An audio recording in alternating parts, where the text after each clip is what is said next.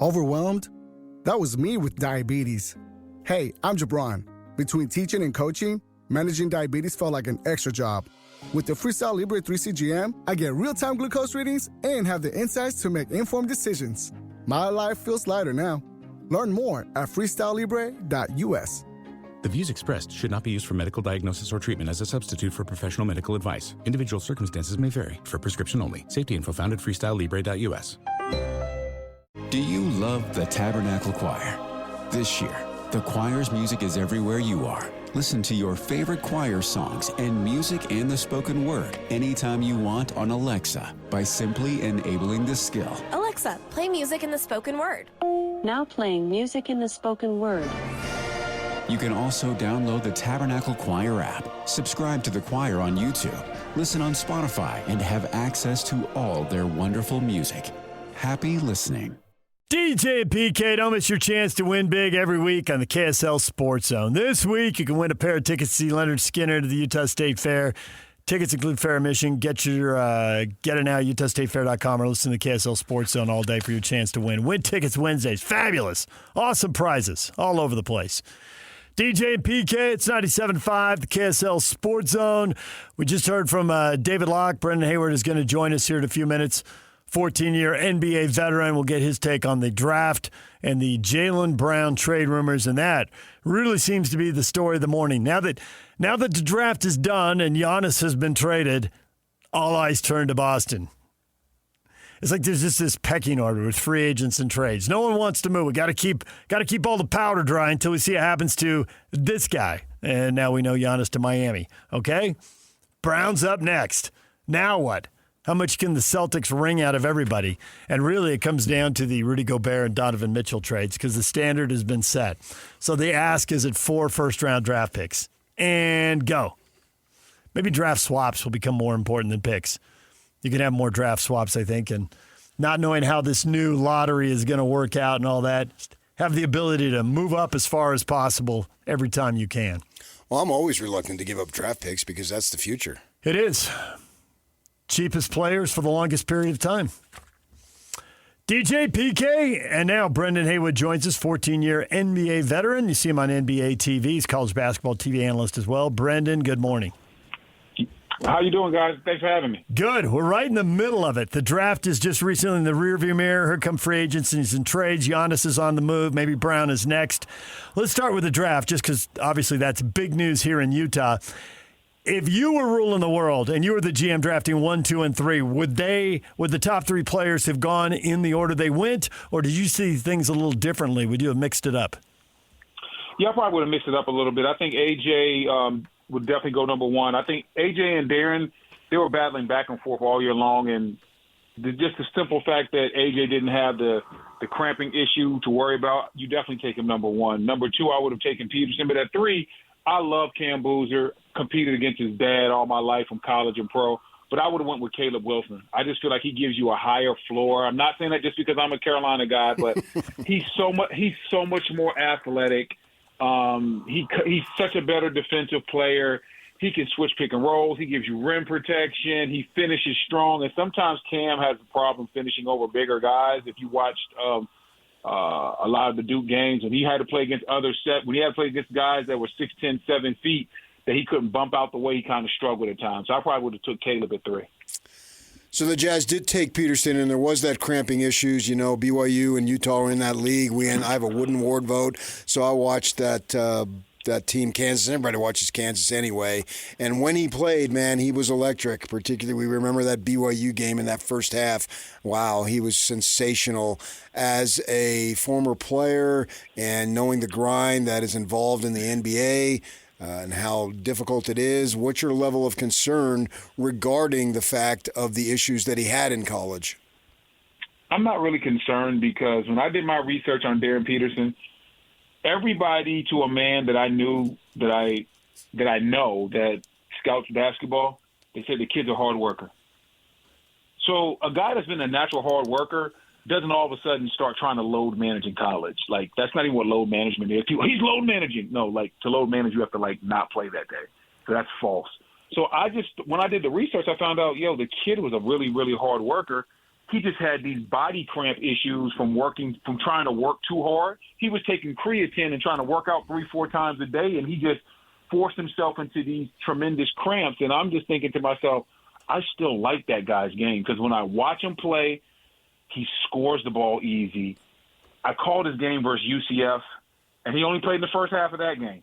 But, man, it might have been the easiest 20 I've ever seen scored in college basketball. I'm just like, yeah, he looked like he's not even breaking a sweat. Yeah. And what made that game so special is he had been out for like 2 to 3 weeks prior. It was his first game back. And so I just think the sky's the limit for this kid. Legit 6'5" size, the combo guard. And then the biggest thing is if you go back and watch his high school tape, he's more of an on-ball point guard than he was at Kansas. Kansas, they had him playing off the ball a lot. And you know, no disrespect to anybody, but it's going to come off wrong. But Bill Self didn't put that team together well for Darryn Peterson. Like you can't have a point guard like Darryn Peterson, have him play off the ball, and then don't have any shooters. They didn't have any wing shooters. They didn't have a stretch 4, stretch 5, nothing. That's why St. John's was able to beat them the way they did. They just cut the paint off on him and forced him to pass the ball to guys that couldn't shoot. So when I look at Darryn Peterson averaging over 20 points per game with the cramping issues, playing against older players in college basketball. College basketball is really old now. Guys are 23, 24 years old, and then doing it with a roster that's probably not that good. No one on that Kansas team was getting drafted. Like, that tells you how good he is. Like, everything was actually set up against him. He had the cramps. He had the bad roster. He didn't have any shooting. He had to play a different style than what we're used to. This kid worked on his game so much, everybody thinks he's a natural shooter. Shooting was actually the part of his game that people were worried about the most coming into college. Utah has a great one. He is going to transcend that franchise. Wow. There are people here who think that Ace Bailey's trajectory is fantastic, and we've been told by some people that guy is going to be running the offense by February. That was before Peterson got drafted. And obviously Keontae George had the ball in his hands and made a big step forward. How would you prioritize splitting up, who starts the offense? I mean, once you get into the 24-second clock, all kinds of things can happen. But who starts it and how much of the time? How'd you rank those guys? Well, I think it's going to start out with Darryn Peterson, obviously, because he's the number 2 pick, and then it's going to be Keontae George. Keontae George was great last year. He's gotten better every single year. 13 points as a rookie, 17 as a sophomore. Last year, 24 points per game. The offense is going to be initiated by those two guys. Now, I know Ace Bailey has talent, but as long as those two guys are on the floor, that's where the offense is going to be initiated. Ace Bailey will probably be better served coming off the bench where you can use him as instant offense. Where one of those guys goes off the court and then you bring Ace Bailey in so that you can start running plays directly for him. Because if he's out there with Peterson and if he's out there with George and Jaren Jackson and can't think of the big fella's name. Kessler. No. Marketing Kessler Jackson. Yeah. I don't know why I couldn't think of marketing name. Like, no, there's not going to be so many shots for Ace Bailey. That's a strong crew. Like, Utah's in a great position. This isn't your average number 2 team. This team has some real ballers. Most number 2 teams come in there. Yeah, we're 3. We don't have much talent. They have front court depth. They have a 24-point per game scored. Like, this team has some bodies. You got a nice young player, Bailey. I like this Utah team. Yeah, for sure. That's what we were talking to him about, that coming in number 2, it's not a rebuild situation. They're expected to win. It's going to be exciting, particularly after 4 losing seasons in a row in which they were trying to get draft picks and all that stuff, but that's over now. And you spoke of Keontae George, and he's been able to make substantial improvement each year. What do young players need to do in the offseason, particularly in the summer, to make sure that their climb is still on an ascension rather than leveling off? Because it seems like there's so much more to come for all of these younger guys. So I'm just wondering how intense the summer needs to be. Man, when you're a young player, it is essential that you continue to work on your weaknesses, and then you have to work on what you're going to be able to use. I'll give you an example. I remember one summer I was shooting, I've told this story before, I was shooting step-back jumpers. I was in Charlotte. And rest in peace, I played with a guy in college by the name of Jason Capel. And his father, Jeff, was one of the assistant coaches for Charlotte. And he pulled me to the side and said, "Hey, Brendan." I said, "Yeah." He's like, why are you working on step-back jumpers? I said, I'm trying to expand my game. He's like, yeah, but do you hit regular jumpers? I was like, a little bit. He was like, well, how many shots do you get a game? I was like, I don't know. He's like, you play with Gilbert Arenas. He started running Antoine James. You think you got 4 or 5 step-back jumpers a game for you to take? No. Well, then why are you working on that shot? That shot's not for you. He said, you're better off working on your left-hand jump hook. You'll get 3 to 4 of those off a game. He's like, I'm like, you're right. So you need to work on for me, my weakness was my left hand, but then I needed to work on something that was more sustainable for me. We see so many young guys trying to work on everything. Like, yeah, I'm working on my tween, cross, and you're looking at them like, bro, you play with 3 All-Stars. Ain't no tween, cross. You know what I'm saying? I'm sorry, bro. Like, listen, if you play for, you can name any team. If you play for the Philadelphia 76ers, Joel got to touch the ball, Maxey got to touch the ball, Edgecombe, and then Paul George. If you're a young guy working on in and out, spin, cross, hey, bro, you're working on the wrong thing. You better figure out how to play off those guys. That's what young guys need to do. If you're gonna be a marquee guy, work on your weaknesses for your marquee skill set. But if you're a role player, you need to work on what you need to get better at, but at the same time, what fits your team. Like Danny Green worked on hitting corner threes because guess what? He wasn't going to be able to go tween, cross. Good point. Hey there, it's Wayfair here, where delivery and setup are as easy as a few taps on your phone. You're relaxing in an old hammock, scrolling Wayfair's app, when you spot it, a brand new patio set. Next thing you know, Wayfair delivers it right to your patio and sets it up. Oh, you need a new grill too? All right, Wayfair's got you covered. With Wayfair's Room of Choice delivery and fast expert setup on qualifying orders, life gets a little easier. Visit wayfair.com or the Wayfair app. Wayfair, every style, every home. Ice Cube's Big 3 is back. The most competitive basketball league on earth is on CBS this Saturday. Big 3 All-Star Dwight Howard and the LA Riot take on Greg Monroe and the Dallas Power. Then in another clash of undefeated teams, Earl Clark and Coach Steven Jackson lead the DMV Trilogy against Montrezl Harrell, Coach Dr. J, and the Chicago Triplets. The game played the way you love. Watch live Saturday on CBS at 4 p.m. Eastern, 1 p.m. Pacific, and catch replays Monday on BET. Presented by iHeart. Make game day yours. Tickets, food and drinks, stats, and streaming. Everything you need is in the Utah Mammoth app. Download today and make game night easy. Download on both Android and iPhone. Just top. Where do you think Jaylen Brown is going to end up, and what is the price tag? What should it be? I mean, Jaylen Brown has definitely increased the price tag. I don't think there's any chance in the world that Boston can run it back with Jaylen Brown and Jason Tatum. I think that relationship has run its course. I don't think those guys dislike each other. I think it's just simply a difference of opinion of how things should be run. I think the organization and Jason Tatum wanted to go back to the old way.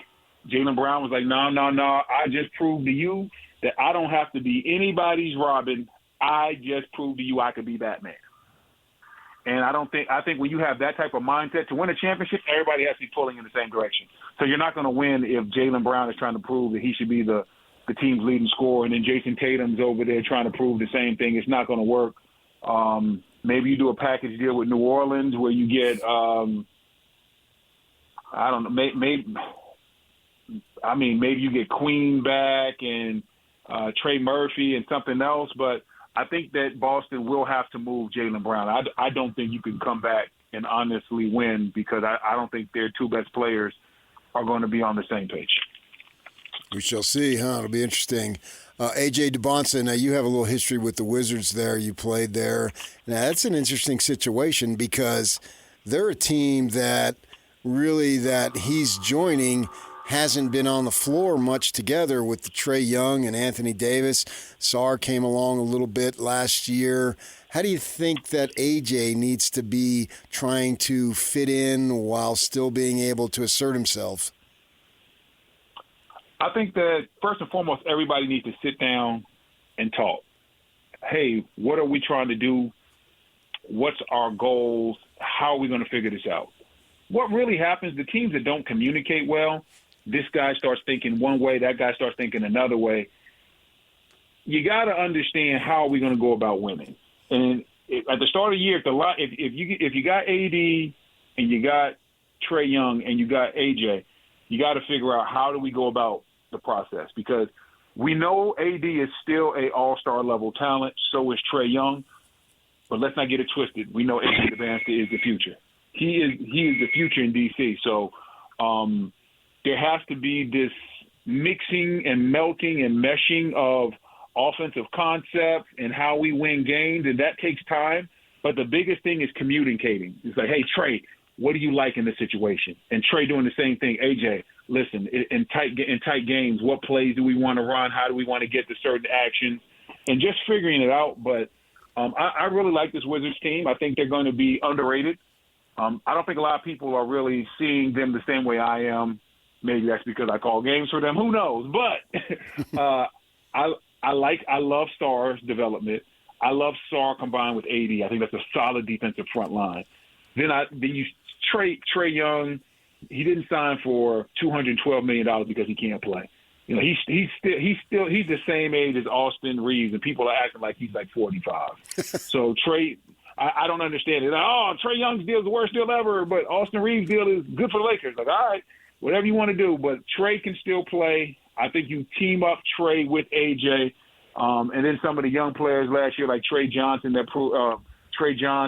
some of the other young guys on this team. I think the Wizards are a sneaky team that can make the playoffs.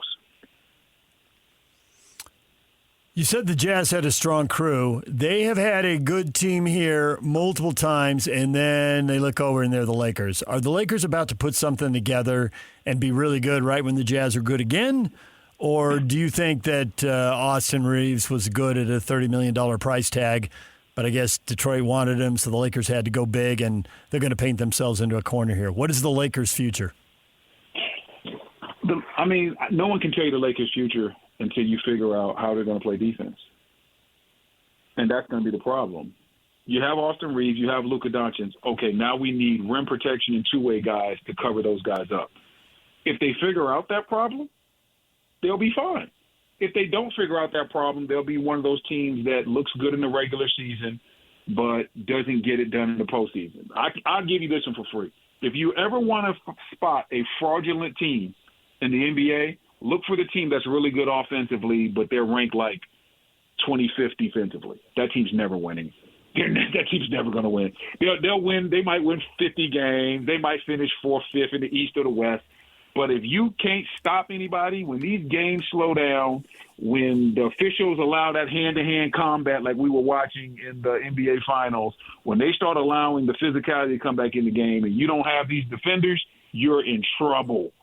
And the Lakers right now, they don't have enough defenders to cover up their two best offensive players' weaknesses. Brendan, I'm always fascinated how players, what they do when their career is over and they've had these, whether it's short or long, how they make the adjustment into what I would call real life. And it seems like, at least from the distance, that you made it in a smooth manner. How did you be able to figure out, as you were growing older, that you were going to use the game rather than let the game use you, and you've made this transition to where you are now, and you're an analyst and a commentator and all that? Because it seems like you must have had some mental preparedness to be ready when that time came.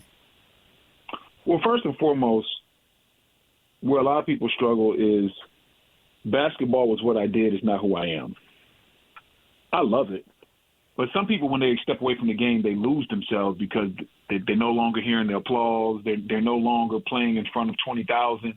So basketball, I never lost myself like that. I always loved the game, but it wasn't my whole identity.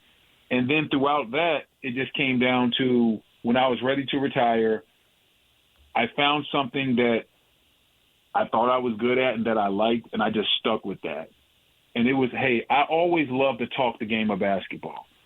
Even what these conversations that I'm having you are the same conversations that I have with my best friends on group chats. Like, yo, how good do we think Utah is going to be? Mm-hmm. How are the Lakers going to defend? Like, I found a way to take what I do on a normal basis and get paid to do it. And I love it.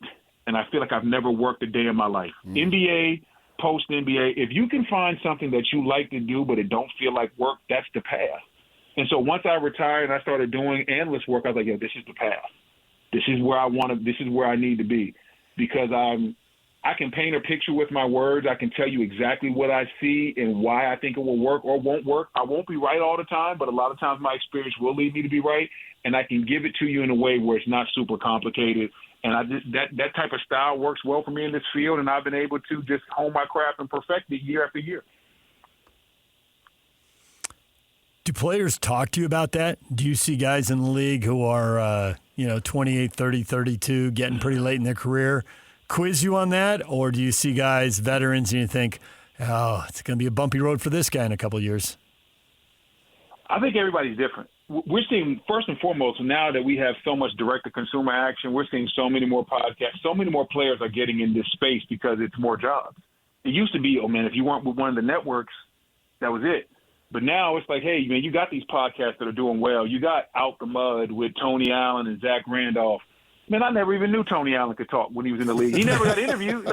Like seriously, when we was with the Celtics, it wasn't like, forget Paul Pierce and Kevin Garnett. We're gonna go interview Tony Allen. Like probably only the local people knew Tony Allen had that much personality. But Tony's great. Zebo is great. You got All the Smoke with Steven Jackson and Matt Barnes.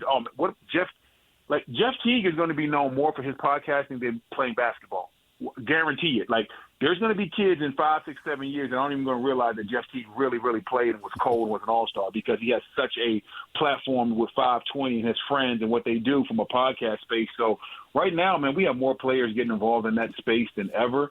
And so you see certain guys, I can't tell you who's going to make it and who's not because from a national stage, they really only want to interview the top 2 or 3 guys. So there's guys that can talk that you never knew could talk. Like, if you go look at I told Udonis Haslem, I said, bro, man, when you had that big old black mouthpiece in your mouth in Miami, I never knew you could speak this well. Like I never knew Udonis Haslem was this well-spoken and this well thought out, and that's why he's thriving in this space. So to answer your question, I can't even judge a book by its cover because so many of these guys have personality that you didn't even know have it. Because they don't get a chance to show it on a national space. Brendan, it was great to have you on the air, share these stories, and get your thoughts on some of these moves in the NBA. Thanks for joining us, and continued good luck in your career. Hey, man, appreciate you. Thanks for having me. And to all your listeners, hey, man, make sure you check out my Instagram, bwood_33, and also go to my other page, Tallest Tales. I'm giving you some of the best NBA stories out there, but I'm mixing them with animation. I guarantee you're going to love it. Also out on YouTube at These Tallest Tales. Tallest Tales, I'm telling you right now, is taking over some of the best content out there. Go check out some of the stories. I guarantee you're going to come back. All right, we'll do it. Thank you, Brendan. Appreciate it. Brendan Haywood, 14-year NBA veteran, current NBA TV analyst and commentator, does college basketball too, and he's taking over YouTube. And there are tales out there, PK. You know that from being a beat writer. Oh, yeah, these guys got stories. There's stories. Want to share them and then provide insight, too. There's a place for that for sure, and they have that specialty. I like another guy saying he's not that concerned about Darryn Peterson and all the other stuff and that it won't happen in the pro level. That's what I want to hear. Now, obviously, I want to see it, and we'll get to that opportunity starting in October to see it. DJ and PK, everything you missed in this show, next. Stay with us. Ice Cube's Big 3 is back. The most competitive basketball league on earth is on CBS this Saturday. Big 3 All-Star Dwight Howard and the LA Riot take on Greg Monroe and the Dallas Power. Then in another clash of undefeated teams, Earl Clark and Coach Steven Jackson lead the DMV trilogy against Montrezl Harrell, Coach Dr. J, and the Chicago Triplets. The game played the way you love. Watch live Saturday on CBS at 4 p.m. Eastern, 1 p.m. Pacific, and catch replays Monday on BET. Presented by iHeart. Make game day yours. Tickets, food and drinks, stats, and streaming. Everything you need is in the Utah Mammoth app. Download today and make game night easy. Download on both Android and iPhone. Tusk Top.